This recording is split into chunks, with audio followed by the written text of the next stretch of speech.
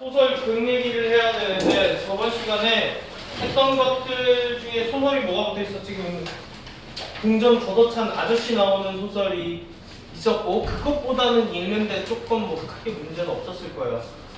얘네들이 무슨 행동을 하는지는 그냥 다 적혀있는 대로 보면 되기 때문에 상징적인 의미는 딱히 없어요. 그래서 오늘 메인으로 다루고 싶은 거는 시나리오 얘기를 좀 다루려고요. 너네 도키도키 마이 라이프를 학교에서 하고 있지 않아? 두근두근 내 인생? 그 도키도키 마이 라이프 아니야? 너 하고 있지? 학교 안 다니냐? 학교 안 다녀? 중졸이야? 성지중 졸업은 했냐? 졸업은 멀쩡히 했네. 용케했대. 자, 소설 그리고 극 요거 얘기를 먼저 하려고 해요. 자, 그리고 요거는 내신용이기 때문에 갈래산 특징 뭐 이런 거 물어보는 거는 내신에 좀 더 가까워서 조금 주제를 알려주려고 해. 요런 거 많이 나오는 것 중에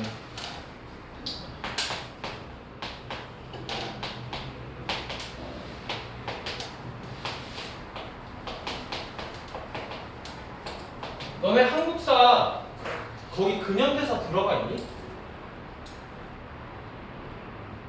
들어가 있어? 마지막이 어디야? 이명박까지 나오냐?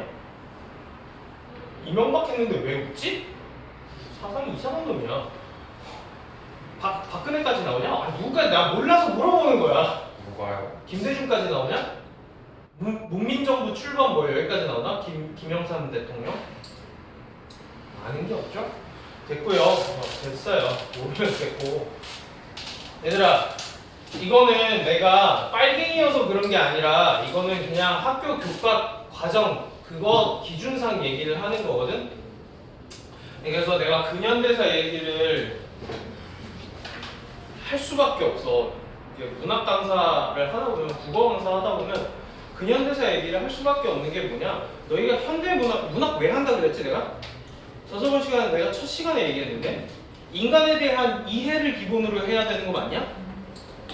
감정에 대한 이해를 해주는 거는 보통 서정관례에서 많이 바라는 게 감정, 그 사람의 이제 뇌 속에 그려지는 심상 이런 거에 공감해주는 게 그거 소설이라는 극 이거는 그러니까 스토리 이 삶이 사람들이 살아가는 그 스토리에 좀 집중을 해줬으면 좋겠는 것. 걔네들도 어쨌든 인간이잖아.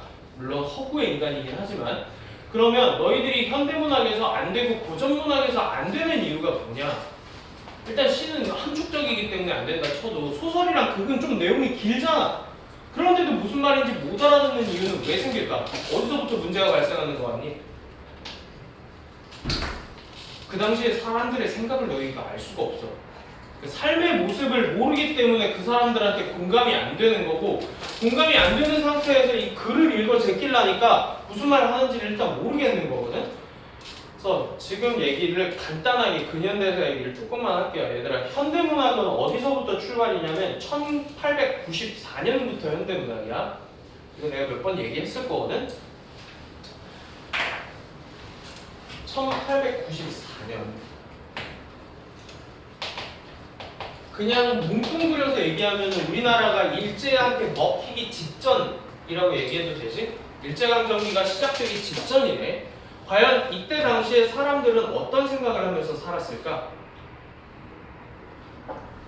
이래서 너희가 한국사를 어느 정도 공부를 해야 편해요. 새로운 문물들이 한반도로 막 전래되던 시기 맞니? 새로운 근대 교육이라든지 뭐 기계라든지 이런 것들이 처음으로 한반도에 들어오게 된 거지. 그래서 뭐 신문물 이거에 대해서 긍정적으로 여기는 사람들은 어디로 빠지는 가능성이 높아? 이 친일로 빠지는 가능성이 높았어. 신문물을 되게 좋게 여기는 사람들 한쪽 긍정 이거에 대해서 별로 좋게 여기지 않는 사람들도 있었단 말이야. 이 여기에 지금 신문물로 대표되는 것들이 이거거든.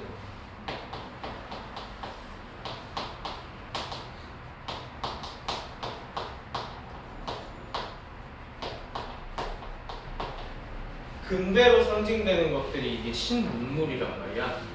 이거를 좋게 여긴 사람들은 좋은 시를 썼는데 좋은 시라든지 문학 작품을 썼는데 대체로 친일로 많이 빠졌어요. 이거 누가 들고 왔는데? 야, 대한민국 이거 누가 들고 왔어? 야, 조선은 원래 이렇게 사는 나라였어? 우리가 무슨 산업혁명을 직접 이뤄낸 국가가 아니지. 그러니까 일본 열강이 어거지로 우리나라에 갖고 왔거나 청나라가 갖고 왔거나 외국이 갖고 온 거잖아. 이거에 찬성하는 사람들은 친일, 친미, 친중 이렇게 빠지고 친러 이렇게 빠졌을 거고, 이거에 반대하는 사람들이 보통 뭘로 많이 남았는데?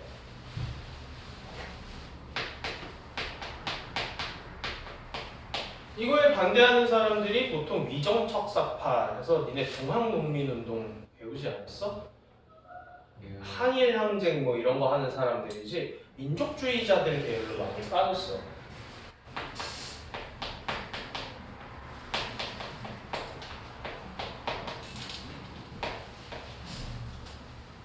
자, 하나의 갈래가 또 빠지는데 이때 당시에 많이 나왔던 게 어디까지로 빠지면 되냐면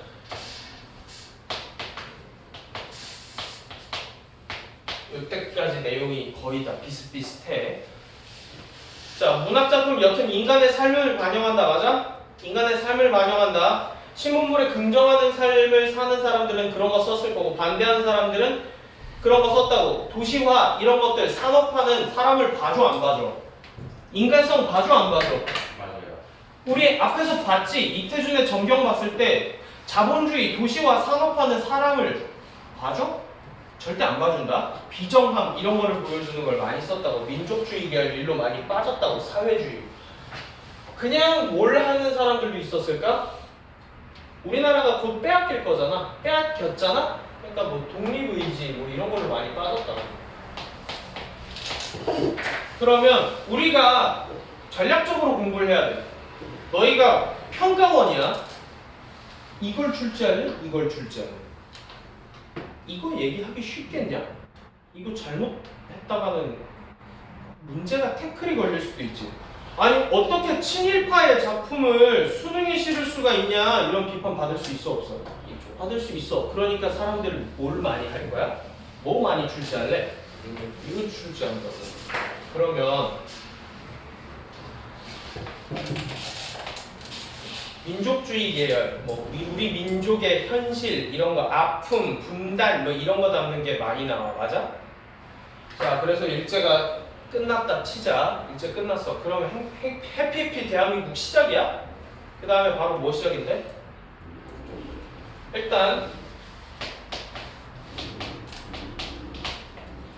1950년까지 이 기간에는 이게 되게 심했어.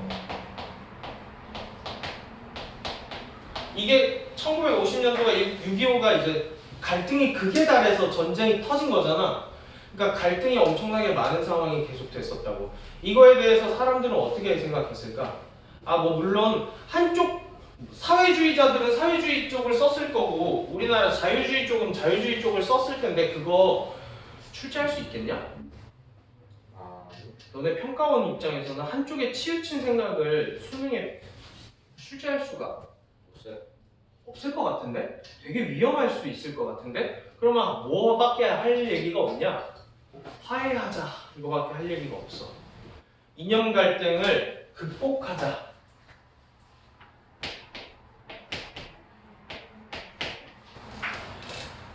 이런 내용이 줄을 이뤘을 거야. 그렇겠지? 출제되는 건 이런 게 줄을 이룰 거야. 그 다음에 50년도부터 그러면 53년까지 전쟁이 끝나고 나서는 무슨 얘기할까? 여기 53년까지 해봅시다. 자, 일단 60년대까지로 잡을게요. 1953년부터 1960년도까지는 무슨 일이 있었냐면 전쟁이 끝난 지 얼마 안 됐지. 사람들 막 팔다리 날아가고 다리 없고 막 다친 사람 많고, 나라에 뭐 직장이라고 멀쩡한 게 있었겠니? 집이라고 멀쩡히 남아있는 게 있었을까? 없어. 그 당시를 배경으로 한 게 너희가 읽었었던 뒤에 있는 오발탄이야. 오발탄 보면 여기 피난민 수용소 보이니? 피난민 수용소라는 소재가 들어갔다라는 거 이거 언제 얘기하는 거야? 전쟁 중 혹은 전쟁 후, 직후 이때네.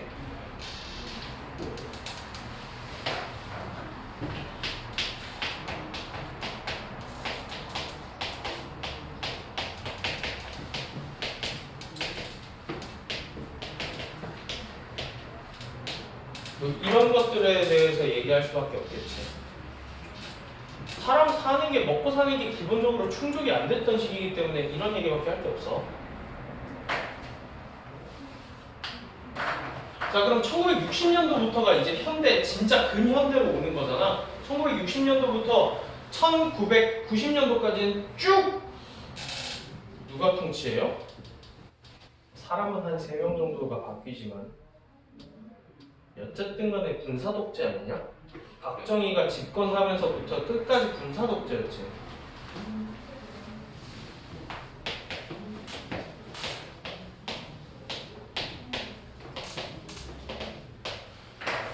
자, 군사 독재인데 정치적인 방향이랑 산업적인 방향이랑 나눠서 봐야 돼. 정치적인 내용을 다뤘으면 대체로 이때 당시에 나왔던 소설들은 뭘 얘기했을까? 독재 정권을 찬양하는 거를 수능에서 출제할까? 독재 정권을 반대하는 걸 출제할까? 반대하는 얘기를 출제할 수밖에 없어. 자유 이런 것들.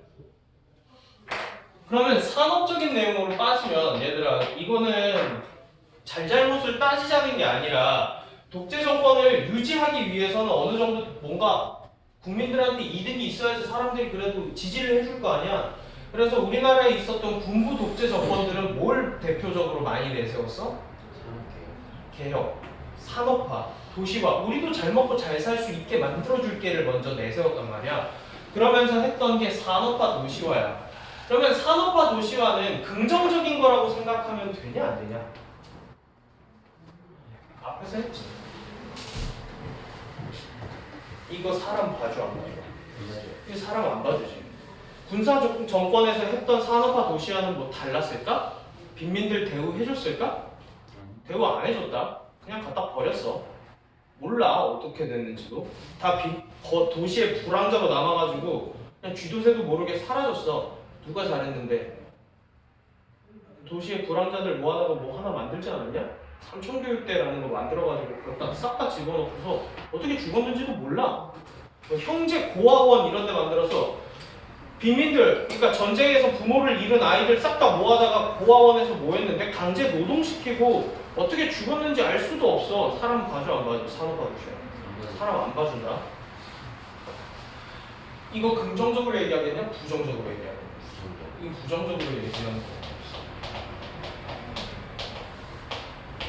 이때 당시에 살았던 사람들과 문학작품의 결이 다 이런 것들만 출제가 된다고. 그러니까 내가 너희한테 바라는고자 하는 얘기는 뭐냐? 산업화 도시화가 긍정적으로 출제된 적은 없단 얘기야. 나쁜 거야 이거. 사람을 안 봐주는 형식으로 출제가 돼. 자, 여기 나오는 박태준의 천병 풍경의 시대적인 배경을 내가 알려줄게요. 1930년대를 배경으로 해요. 일제강점기예요. 그 다음에 오발탄은 1957년 정도를 배경으로 해요. 전쟁이 끝난 지 얼마 안 된 상태야. 거기 나오는 영호라는 인물 하나 나오지. 하여라 듣고 있니? 그림 그리는 것 같은데? 영호라는 인물이 나올 텐데 얘 뭔가 지금 자꾸 엇나가려고 그러지. 엉뚱한 생각하지 말라고 하니까 아 뭐가 잘못됐는데요. 뭐 이런 식으로 형한테 대들어. 얘는 상위 군인이다. 6.25 참전 용사야. 대한민국의 대대적인 전통 아시죠? 군인에 대한 대우가 얼마나 별로 안 좋은지는 다들 아실 겁니다. 자, 6.25 전쟁을 참전해서 내가 부상을 입어서 더 이상 일상적인 삶을 영위하지 못하는 사람들이 생겼다 치자. 다리가 쫙 날아갔다고 치자. 나라에서 그러면 상식적으로 뭐 해줘야 되냐? 이 사람들 위해서 일자리 찾아줘야 되지. 먹고 살 수 있게 만들어야 될 거 아니야. 나라를 위해서 몸 바쳐서 일한 사람들이고 전쟁에 나가서 총을 쐈던 사람들인데 이승만이 어떻게 했냐? 무시했다. 모르는 척했어. 그러니까 얘네들은 일단 뭐 대한민국 자체에 남아있는 일자리도 없거니와 신경 써줘? 안 써줘. 그러니까 뭐가 돼 얘네들이? 야 얘들아, 교육 수준이 낮고 제대로 된 일자리가 없으면 어떤 문제가 생길 것 같니? 범죄율이 미친듯이 올라간다. 범죄율이. 영호가 그래서 저기서 엉뚱한 생각이라고 하는 행위가 뭐냐? 은행 강도야. 그리고 상위 군인이기 때문에 이 사람들 전투해본 적 있어 없어? 있어요. 있어. 사람 죽여본 사람들이지. 눈에 뵈는 거 있을까? 눈에 뵈는 거 없어. 그냥 하면 하는 사람들이야 이 사람들. 그래서 이때 당시에 실제로 1950년대 상위 군인들끼리 모여서 폭력단을 많이 조직했어요. 폭력 행위에 많이 가담했고 시장 돌아다니면서 자기들끼리 세력 다툼하고 시장 상인들한테 금품 갈취하고 이런 거밖에 할 게 없었어. 이 사람들이 그럼 나쁜 사람들이야 그렇게 된 거야? 누구 잘못이냐? 나라가 잘못한 거지. 사회 구조적으로 잘못된 거지. 그래서 너희들이 문학 작품 보다 보면 사회 구조적인 모순이다 이런 얘기가 엄청 많이 나올 수밖에 없다. 그래서 근현대사에 대한 기본적인 이해가 안 되면은 너희가 현대문학을 읽어도 무슨 말을 하는지를 몰라요. 사람에 대한 이해가 안 돼 있기 때문에. 그리고 특히나 지금 한국사 교육이 필수가 아니잖아. 필수 과목이 아니잖아 한국사가. 중학교 때는 한국사를 안 배웠지. 그 기본적인 이해도가 떨어져. 그래서 내가 너무 힘들다. 여튼 뭐 이렇게 얘기를 하면 대충 갈래는 느낌은 알 거예요. 그래서 사람에 대한 이해가 기본이 돼야 된다는 거. 좀만 더 편하게 얘기해 볼까? 부모님이 몇 년생이시니?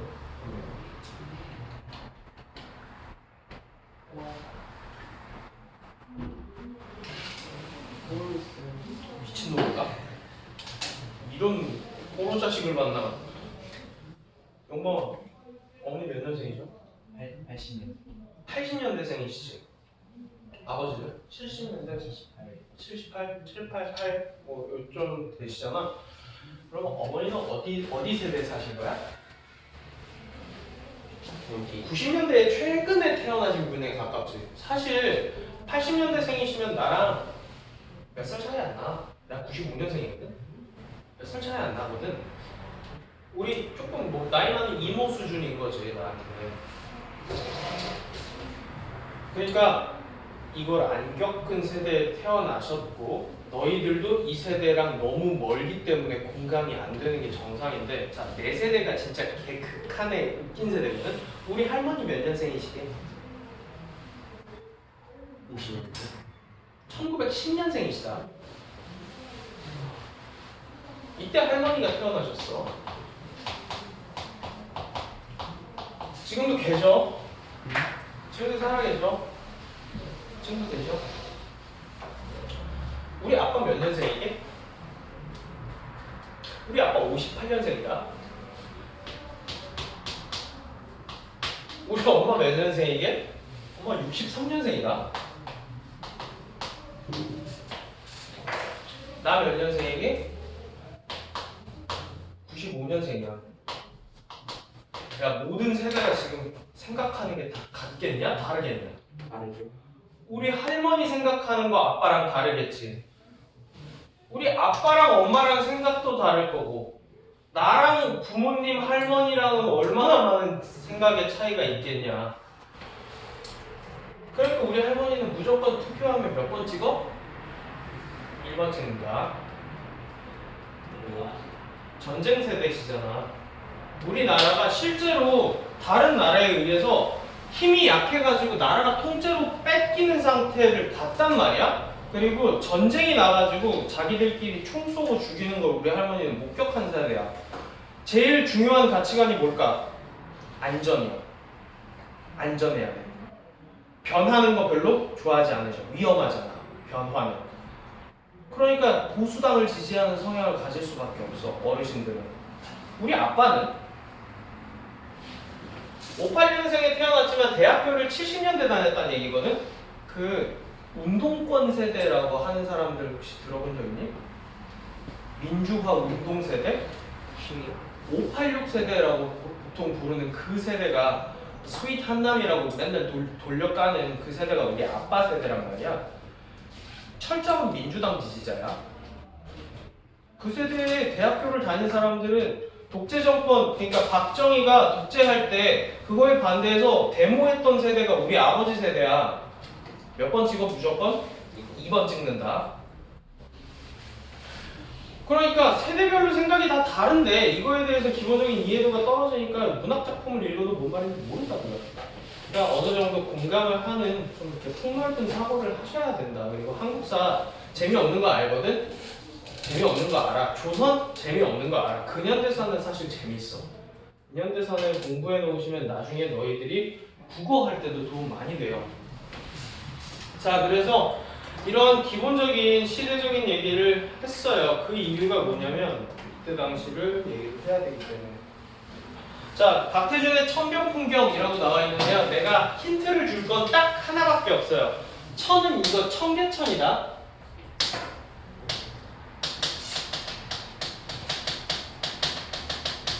그리고 1930년대다.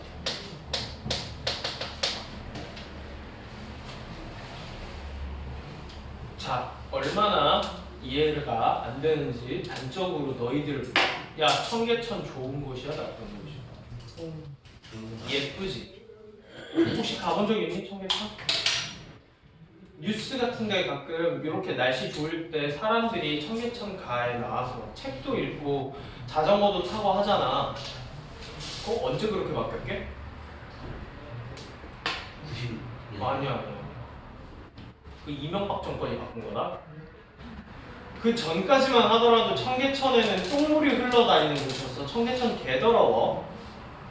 그때 뭐 수질 관리를 했겠니? 당연히 안 했겠지.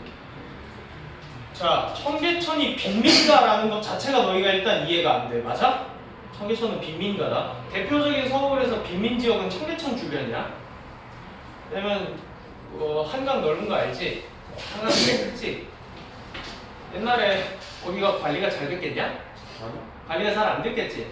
여름에 비 많이 오면 거기 다 어떻게 돼? 홍수 나지. 홍수 나서 옛날에는 콜레라 이런 것도 수인성 질병이 많았기 때문에 홍수 한 번 터지면 전염병 돌아서 사람들 막 시체가 무더기로 쌓여나가는 데가 청계천 주변이야. 잘 사는 동네야? 못 사는 동네야? 자, 그러니까 여기서부터 내가 여기까지 힌트를 주고 이제 읽어보면 어느 정도 이해가 될 겁니다. 한번 볼게요. 자, 그 골목이 그렇게 짧은 것을 그가 처음으로 느낄 수 있었을 때 신랑의 몸은 벌써 차 속으로 사라지고 자기와 차 사이에 몰려든 군중이 몇 겹으로 길을 막았다. 그러면 일단 머릿속에 떠오르는 장면. 차가 여기 이렇게 차가 있고 그 안으로 신랑이 들어갔는데 나는 누군지를 모르겠지만 내 앞에 그 차와 사람들 사이가 막 해지워서 나는 그 가까이 갈 수가 없는 상황이네. 여기까지 읽었으면 됐어. 이쁜이 어머니는 당황했다 했으니까 그가 누구라고 돼 있는 거야? 이쁜이 어머니야. 얘들아, 그 여라고 해야 되는 거 아니에요? 얘들아, 문학 작품을 그렇게 문법적으로 접근하면 되냐고. 그네나 그녀나 그나 이쁜이 엄마나 같은 사람이야. 그들 틈을 비집고 이제 가면 네가 또 언제 온단 말이냐. 딸이 영영 돌아오지 못하기나 하는 것 같이 그는 막 자동차에 오르려는 딸에게 달려들어 이쁘나 라고 한마디 불렀으나 다음은 목이 메어 얼마 동안을 벙하니 딸의 여러 얼굴만 바라보다가 그러한 엄마의 마음을 알아줄 턱이 없는 운전수가 재촉하는 경적을 두어 번 울렸을 때 엄마는 또 소스라치게 놀라면 그저 입에서 나온 대로 모든 걸 정신 차려라. 모든 걸 조심해야 한다. 라고 얘기를 했대. 자, 어떤 상황인 것 같니? 어떤 상황인 것 같아? 자, 신랑 입장에서 이쁜이 엄마는 뭐가 되는 거야? 장모님이지. 장모님을 이렇게 푸대접할 수 있어? 뭐가 지금 결혼이 지금 정상적인 결혼이 아니라는 걸 여기서 읽어야 된다. 결혼을 해서 자기 딸이 신랑 차에 타는데 신랑은 나와보지도 않고 차에 미리 타가지고 그냥 차 속에서 기다리고 있고 장모님은 딸이 이렇게 가는 모습을 제대로 말도 나누지 못하고 안타까워하고 되게 당황스러워하고 있는 건 이거 정상적인 결혼이 아니란 얘기야. 1930년대에 딸이 팔려나가는 겁니다. 이거 이상한 데 시집 가는 거예요. 남편이 정상적인 사람이 아니라는 걸 알 수 있어야 돼요. 그래서 자, 그러나 자동차의 문은 요란히 소리내어서 닫히고 또다시 경적이 두어 번 울린 뒤에 달리는 자동차 안에서의 이쁜이 모양을 엄마는 이미 찾아볼 수가 없었다. 자, 그러니까 차는 붕 가버리고 엄마는 망연자실 그 자리에 서가지고 차가 떠난 뒷모습을 이렇게 바라보고 있어요.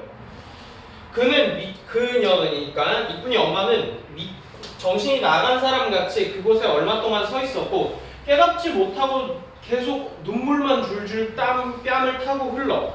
그의 마음속을 알아주면서도 아내들이 경사에 눈물이나 당하냐고. 자, 여기서 그러면은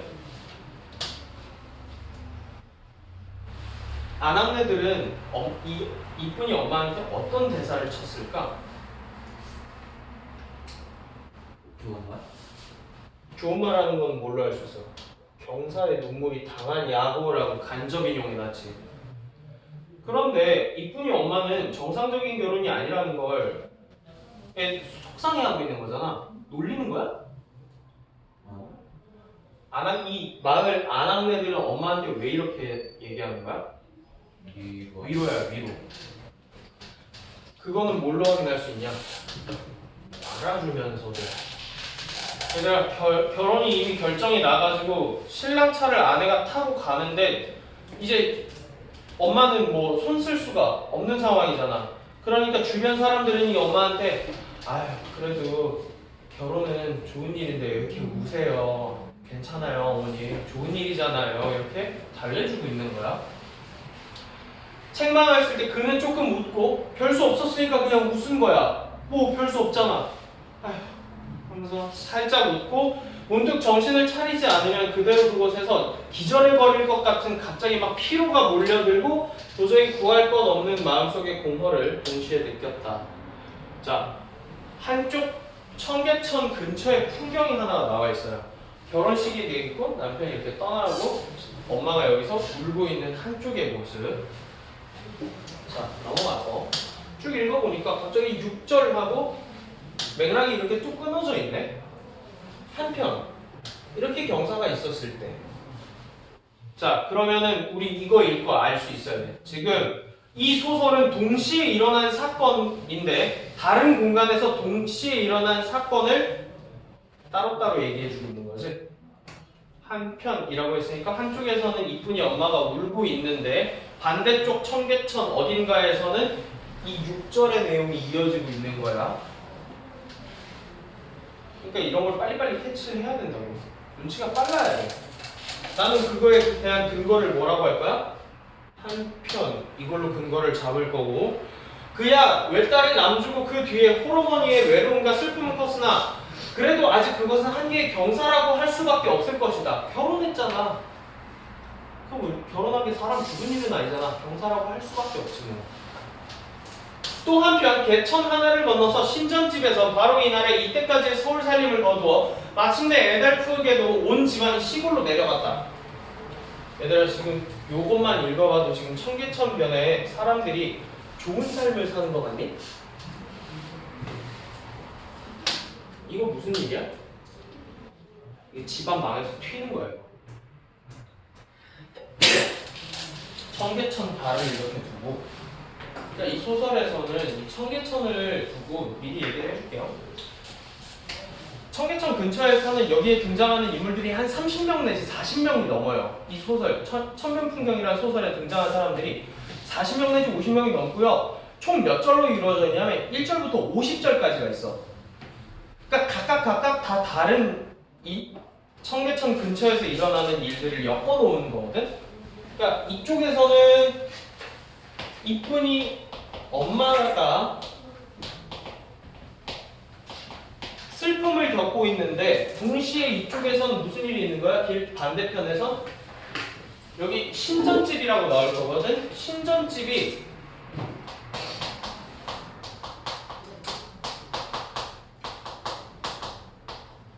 집안이 망해가지고 도망치는 얘기가 나올 거야. 자, 청계천편은 빈민가라고 그랬죠. 빈민들은 사는 게 절대 좋은 일이 없어요. 빈민한테. 독자는 그 수다스러운 점령 어머니가 이미 한 달도 전에 어디서 어떻게 들었던 것인지 쉽게 신전집이 낙향을 하리라고 은근하게 빨래터에서 하던 말을 기억하고 계실 것이다. 이거 누구한테 말 거는 거니?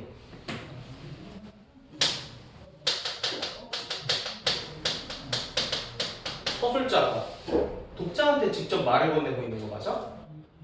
네. 여기 독자는이라고 나와 있잖아.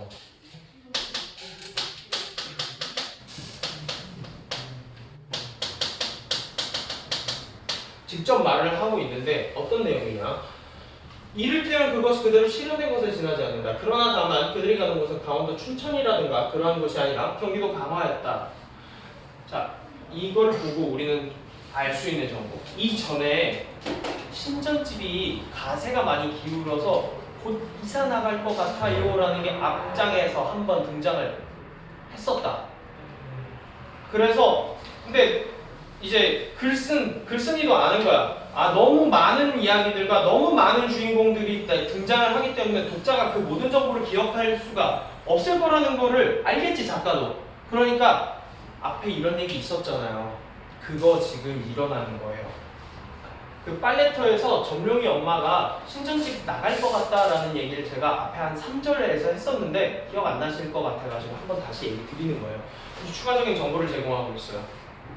직접 정보를 제공해주고 있다. 이렇게 얘기하면 되는 거예요. 자, 그래서 그러면 너희들이 또 이해가 안 돼요. 여기가 이해가 안 됩니다. 자, 1930년도라고 해서요. 얘들아, 춘천 시골이야? 아니요. 아니 근데 춘천 가봤어? 춘천 가봤어. 춘천 1930년도 당시에 지금도 마찬가지야. 강원도에서 가장 큰 도시는 춘천이다. 춘천이 가장 큰 도시야. 경기도 강화는 지금 생각하면 수도권이니까 잘 사는 동네지. 자연도 예쁘고 좋은 곳 아니에요. 근데 1930년대 강화도에 뭐가 있었겠냐? 아무것도 없는 거야.